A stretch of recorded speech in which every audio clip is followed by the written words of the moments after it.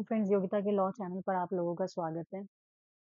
हम यहाँ पर आज आपसे भारतीय साक्ष्य अधिनियम 2023 के रिगार्डिंग बात करेंगे, जिसमें कि सबसे पहले आपको यहाँ पर बेयर एक्ट का इंडेक्स दिखाई दे रहा है, जिसमें सेक्शंस हैं। ये जो है ये कितने पार्ट में बटा हुआ है, तो ये 4 पार्ट में है। Part 1, part 2। अब यहाँ पर चैप्टर 1 जो है वो कब से कहाँ तक बात करता है, तो ये आपसे बात करता है सेक्शन 1 एंड सेक्शन 2, जो कि डेफिनेशन से रिलेटेड है। Section 1 short title, application, commencement, इन सब चीजों के रिगार्डिंग बात करता है। पार्ट 2 जो है वो चैप्टर 2 जो है वो रेलिवेंसी ऑफ फैक्ट्स के बारे में बताता है कि कौन से फैक्ट जो है वो रेलिवेंट है, कौन से फैक्ट जो है वो रेलिवेंट नहीं है, कब कोई चीज फैक्ट इन इशू में आती है एंड कब कोई चीज रेलिवेंट फैक्ट बनती है। सेम ट्रांजेक्शन्स में क्या चीजें आती हैं, इसके रिगार्डिंग बात करेगा। उसके बाद क्या कोई ओकेजन, क्या कोई कॉज या कोई कोई इफेक्ट फैक्ट इन इशू या रेलिवेंट फैक्ट्स में आता है, या कौन से फैक्ट्स जो होते हैं वो रेलिवेंट फैक्ट्स में देखे जाते हैं या फैक्ट इन इशू में देखे जाते हैं। सब्सीक्वेंट कंडक्ट्स सब्सीक्वेंट कंडक्ट्स क्या होते हैं, फैक्ट नेसेसरी है एक्सप्लेन करने के लिए, इंट्रोड्यूस करने के लिए फैक्ट इन इशू है या नहीं। इसी तरह से बहुत सारे सेक्शंस यहाँ पे दिए हैं।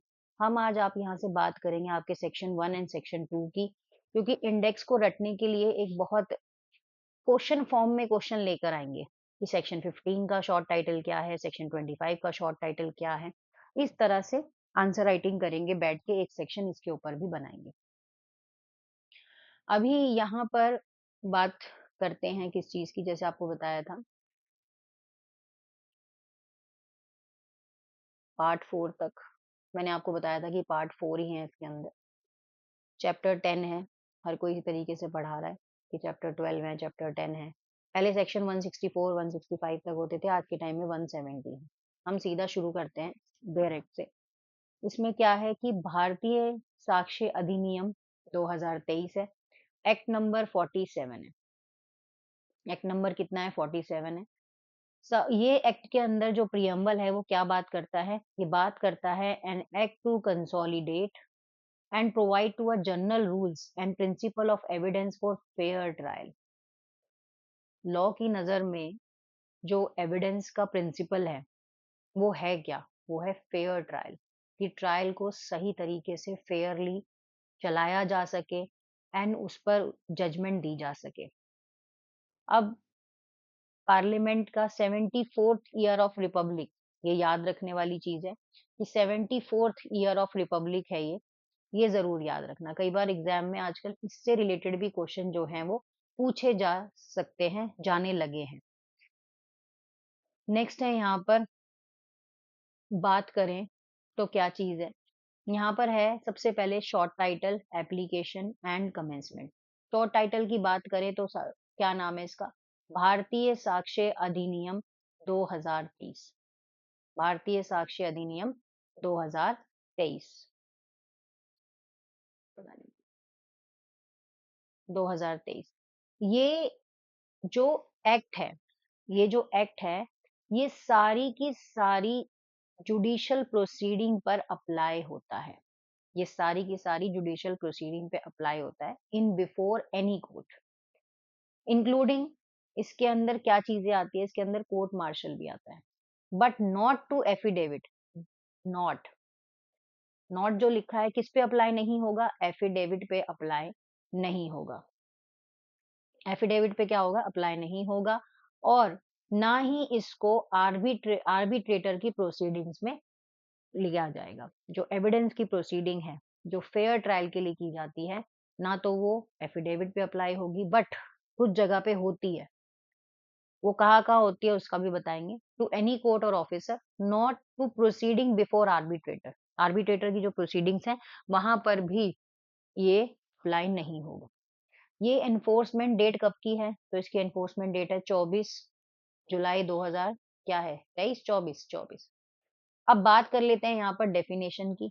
तो अब देखो, जैसे आपके पास एक क्वेश्चन आ गया, what is the short title and application and commencement of भारतीय साक्ष्य अधिनियम? तो आप लिख सकते हैं शॉर्ट टाइटल इज भारतीय साक्ष्य अधिनियम, नंबर 2 में दे दिया। ये सीधा लिखेंगे सेक्शन 1 क्लॉज 1, भारतीय साक्ष्य अधिनियम 2023 section 2 clause 2 applies it all judicial proceeding including court martial but not apply on the proceeding of affidavit and arbitrator proceedings. Number third क्या पूछेंगे? enforcement date is 24 July 2024 and ऑफिश ये जो नोटिफिकेशन है किसके द्वारा दी गई है? सेंट्रल गवर्नमेंट के द्वारा इसको अप्रूवल मिला है। ये चीज भी याद रखना। देखो ये सेंट्रल गवर्नमेंट, स्टेट गवर्नमेंट, इसमें भी बहुत ज्यादा कंफ्यूजन होती है। तो 1 नंबर का क्वेश्चन यहीं से तैयार हो गया। अब एक चीज बहुत है, प्री के क्वेश्चन में तो हो सकता है, प्री के पेपर में कई बार पूरा सिलेबस नहीं आ पाता, नहीं चीजें आ पाती, लेकिन मेंस के सिलेबस में क्वेश्चंस कहाँ कहाँ से उठा के पूछते हैं।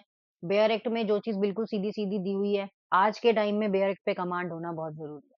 जो भी एग्जाम्स आ रहे हैं, जो भी एग्जाम्स आ रहे हैं उसमें बेयर एक्ट पे कमांड होना बहुत जरूरी है।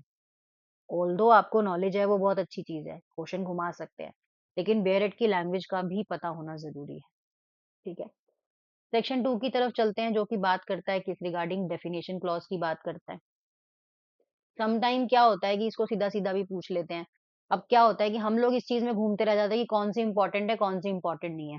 ये ना एक प्रोसीजरल लॉ है जो ट्रायल के साथ काम कर रहा है। ठीक है, ट्रायल के साथ काम कर रहा है, सब्सटैंटिव भी है, प्रोसीजरल भी है। तो ट्रायल के साथ काम कर रहा है, तो हर एक डेफिनेशन के बारे में पता होना चाहिए कि हर एक डेफिनेशन किस तरह से हेल्प करती है। जैसे कि यहाँ पर सबसे पहली डेफिनेशन जो है भारतीय साक्ष्य अधिनियम की, वो क्या कहती है? वो बताती है आपको कोर्ट के बारे में।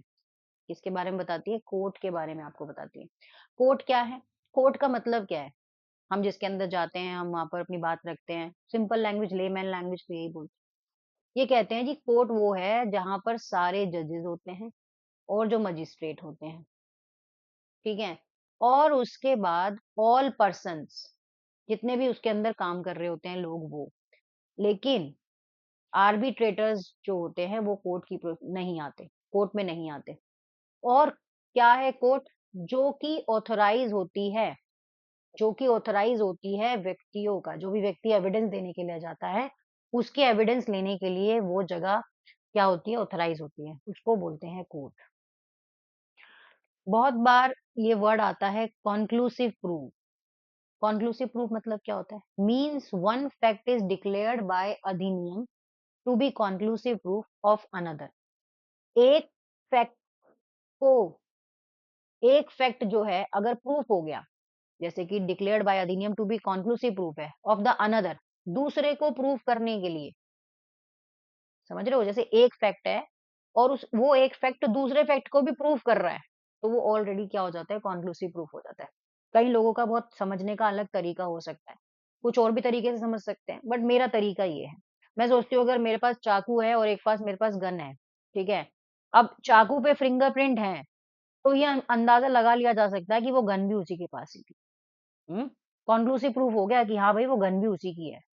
प्रूफ करने की जरूरत नहीं, हाँ उसकी जेब से चाकू मिला, गन मिला, वैसे तो लिख दिया जाता है, लेकिन एग्जाम्पल के तौर पर बताएं। Court shall on proof one fact regard the other as proof. देखा, आ गई ना बात। कोर्ट ने एक फैक्ट को प्रूफ कर दिया, एक फैक्ट को प्रूफ कर रहा है, किस चीज के लिए? और बाकी जो दूसरे भी हैं वो भी क्या हो जाएंगे? प्रूफ हो जाएंगे, अदर एज प्रूफ। अगर एक फैक्ट प्रूव हो गया तो दूसरे जो उसके साथ साथ जुड़े हुए हैं लाइन में, वो भी सारे क्या है? प्रूव्ड हो जाएंगे। And shall not allow evidence to given for the purpose of disproving it. Conclusive proof के जितने भी फैक्ट्स होते हैं उनको, और वो प्रूव्ड हो गए, तो उनको अलाउ नहीं किया जाएगा डिसप्रूव करने के लिए। Shall not allow evidence to be given for the purpose of disproving it. Hmm देखो, ये तो यहीं तक की प्रोसीडिंग है ना। अब अगर मान लो कई बार ऐसी चीजें हो जाती हैं कि सब कुछ ऐसी हैं कि वो सारे के सारे फैक्ट्स जो हैं वो प्रूव हो रहे हैं कि हाँ उस व्यक्ति ने कुछ किया है, और कोर्ट भी इसको मान लिया कि वो प्रूव्ड है ना, कोर्ट भी इसको मान रही है कि वो क्या है? प्रूव्ड है। तो इसका मतलब ये थोड़ी है कि हम, कोर्ट कहते हैं कि मैं अलाउ नहीं करूंगा, लेकिन सम टाइम कोई ऐसी चीज आ जाती है जो हमें प्रूव करनी पड़ती है।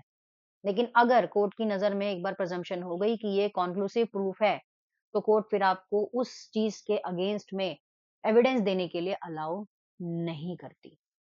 ये बात जो बैरेट में लिखी है उसे तो फॉलो करना पड़ेगा। कैसे प्रूव करोगे? फिर उसके लिए तो फिर केस लॉ वगैरह है, वो तो करते ही हैं हम।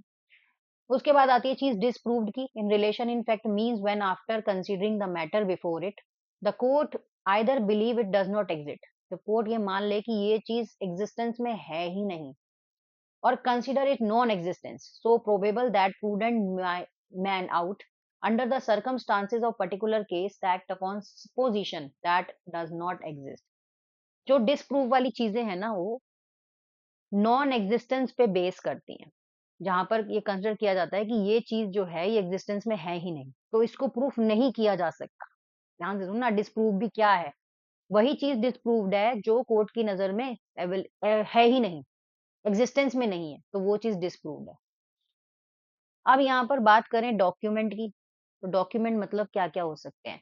तो डॉक्यूमेंट मतलब कोई भी लिखा हुआ लेटर, कोई भी फिगर, कोई भी मार्क, है ना? जो कि डिस्क्राइब है more than one of these means intend to use which may be used purpose of recording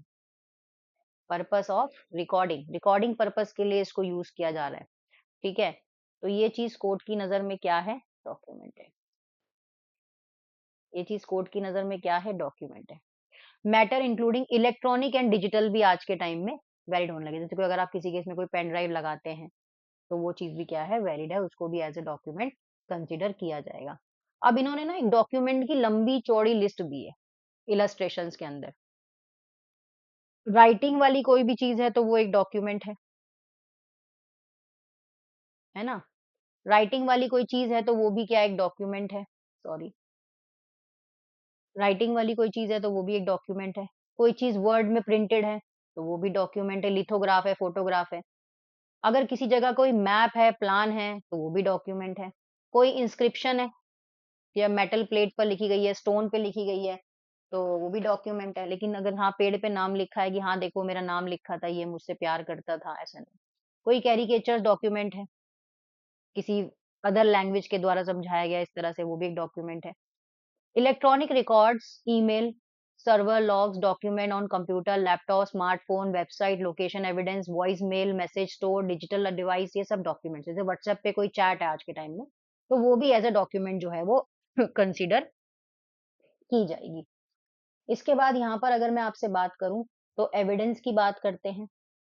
जो अगली डेफिनेशन है एविडेंस, इसको हम क्या करेंगे कल से पढ़ेंगे, क्योंकि 12-15 मिनट की हमारी एक क्लास होनी चाहिए, जो हमने करी है यहाँ पर। धीरे-धीरे करके हम इसको आगे भी लेके चलेंगे।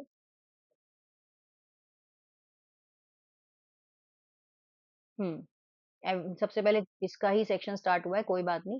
धीरे-धीरे इसको लेके चलेंगे, 12 से 15 मिनट की एक क्लास रोज़ होगी, तो प्लीज़ इसको आराम से सुनिएगा, दोबारा रिवाइज़ भी करेंगे कल की क्लास में।